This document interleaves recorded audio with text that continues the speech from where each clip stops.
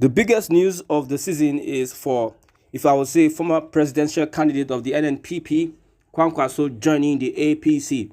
In clear terms, it seems that the former governor of Kano State is preparing to join the APC. However, on good notice, a faction of the NNPP has said that Kwankwaso, Galadima, and others have been officially expelled from the NNPP. What will be the fate of Ganduje if Kwankwaso eventually joins the APC? Will the structure in Kano State change the NNPP structure or the Kwankwasia structure? Now, Kwankwaso returning to the APC confirms the belief that Tinubu only used him to further divide Atiku PDP's northern votes. Somebody says you may hate Tinubu, but you cannot deny the fact that he is a political genius. So it is now true that Kwankwaso have been working for the Jagaban of Borgo. That is according to speculations. You see, Kwankwaso will be termed as the Maradona of northern politics, how he was able to find his way through the merger between Atiku and Obi, and also holding on to NNPP presidential candidacy, now having an alliance with the APC to get the governorship seat through NNPP, who has already evicted him from the party. Somebody is saying that the APC national chairman, Dr. Abdullahi Umar Ganduje, who is like an enemy to Kwankwaso, is ready to welcome and accept Kwankwaso and his supporters to the APC. So what is the fate of the Ganduje-led structure?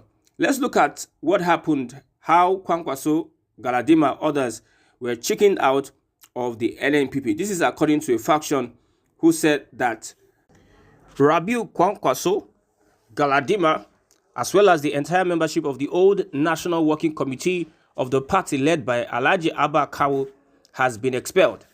The position of the faction was contained in a statement on Saturday by the chairman of the Board of Trustees of the party, Dr. Temitope Aluko. He further called on Independent National Electoral Commission (INEC) to stop dealing with the affected persons. Once again, we may use this public space to remind the INEC through its chairman that we have requested the urgent need to update their records of the National Executive Committee of the NNPP. It is instructive to indicate herein that the constitution of the NNPP is supreme and binding on all members without prejudice. They accuse the NNPP and NWC Working Committee faction members of high-handedness, corruption, and lack of transparency. This is what they have said, that these guys have not shown any party loyalty, and they had called them and invited them for a panel which they had breached the constitutional rights of the NNPP. So the Board of Trustees invited them and asked them to explain, but they refused to provide answers to the query. Indeed, the board had to invoke its inherent powers by calling them to order and decisively expelling them. The action of the board, having subsequently been ratified by the General Assembly of the party, has been communicated to the chairman of INEC, and the commission duly acknowledged the same and pledged to update its record. The surprising and very embarrassing thing today is that INEC is still dealing with the expelled members of the party. So that is the reality in NNPP, which Kwankwaso belongs to. So what is happening?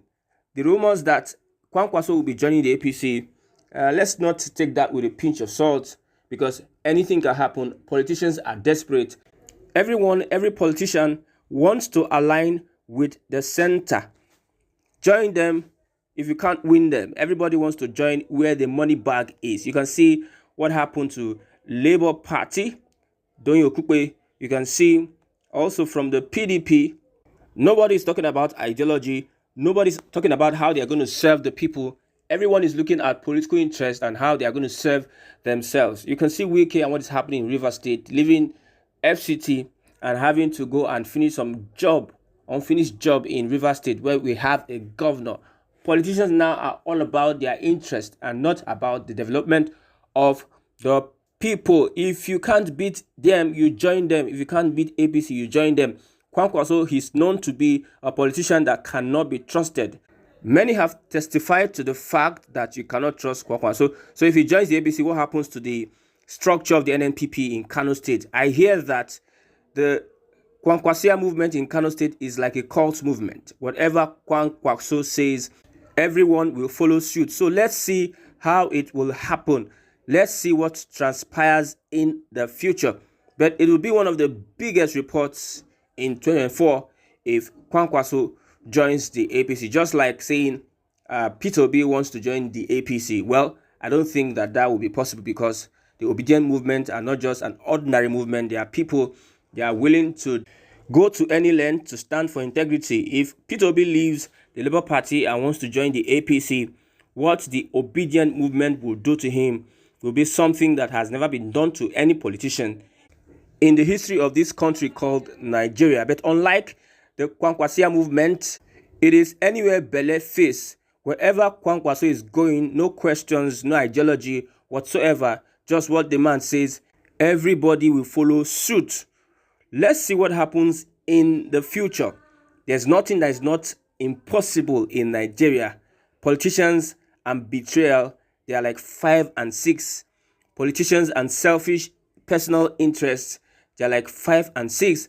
Politicians without ideology, now them fool Nigeria. But before I close, I don't know what will happen to Ganduje. We know that Ganduje and Kwankwaso, they are not in good terms. They have been rivals ever since the second term of Ganduje.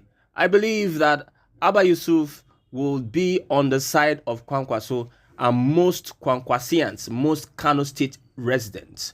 So if Kwankwaso joins the APC, what will be the fate of Ganduje? Yes, let's look forward. The North are preparing for the next presidency will be from the North. According to the calculation, South and North. Now we have somebody from the South, that is Bola Ahmed Tinubu. So the North, they are preparing, they are gearing for the next presidency. Who will be the next Northern popular candidate? We are looking at Kwankwaso and El-Rufai. Who do you think will be the next candidate from the North? El-Rufai is preparing, Kwankwaso is preparing, and the Northern elders, they are strategizing for the next presidential election. I think it should be after Tinubu's 8 years, because in this country, everybody has their own quota.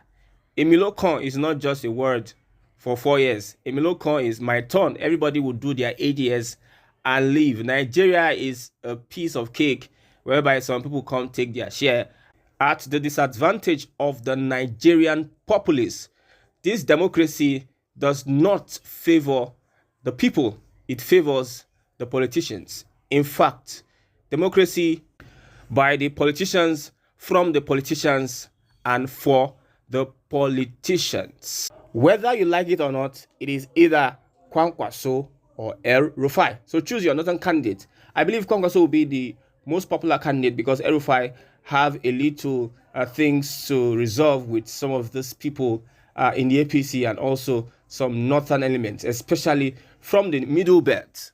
If we are going to say middle belt, they will not want to hear anything about El-Rufai. But for Kwankwaso, it will be a choice whereby he will garner votes from all parts of the north, especially Kano State and other popular states from the north, and will be a popular candidate from the north in 2032, if I'm right. Then when we have a northern candidate, that one will spend 8 years. Irrespective of your elections, of your votes, the election will be for the politician. The politician will decide who gets elected. Look at what happened in Nasarawa State. Look at what happened in Imo State with Hope Uzodinma, whereby it was evident that there was election malpractice all over the place. Some places people didn't come out to exercise their franchise, but votes were recorded and it's been swept under the carpet. I hope the Labour Party and the PDP going to court tribunal on that case. We are waiting to hear what is the outcome of that case. So when the North come after the South, they are going to spend 8 years, irrespective of the INEC, the election, the constitution, and whatever laws are binding on elections in Nigeria. the politicians are the ones that decide who becomes the next president. Buhari came with Say Baba and he did his 8 years despite performing woefully. Now, Tinubu comes with Emilokon. Emilokon is gearing to stay on for 8 years despite the suffering Nigerians are going through. He is consolidating politically. He is more focused on how he can politically hold down the country. Therefore, Kwankwaso joining the APC might be a long-term plan to become the next president of the Federal Republic of Nigeria.